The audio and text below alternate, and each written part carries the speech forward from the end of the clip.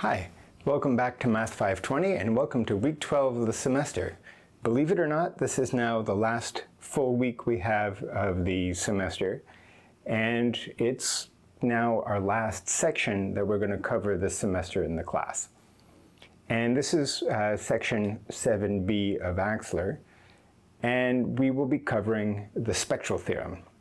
Now, there are going to be two flavors of the spectral theorem. The first version of the spectral theorem is the one for normal operators on a complex inner product space. And then the second one we're going to see is the real version, where we look at a self-adjoint operator on a real inner product space. Now, either form of the spectral theorem is going to be telling us about eigenvalues and eigenspaces of operators. Specifically, it's going to answer the question of when does there exist an orthonormal basis of eigenvectors? Or in other words, when does there exist an orthonormal basis with respect to which the matrix of our operator looks like it's diagonal? So this is a diagonalizability criterion, or you can think of it as a criterion on existence of eigenvectors. Now, this has a wide range of applications, and it's just sort of the tip of an iceberg in that this question makes sense much more generally, but these are very important examples, and I will tell you one important example where these self-adjoint operators come from, and that's coming from calculus.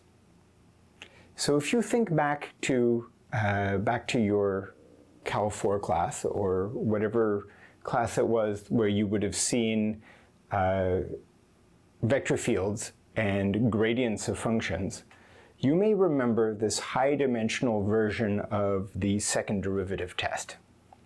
And that involves looking at a matrix of second-order partial derivatives.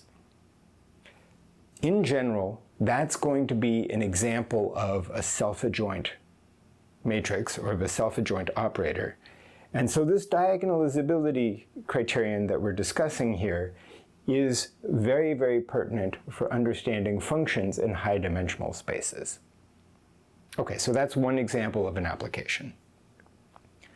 Changing speeds now to talk a little bit about course mechanics.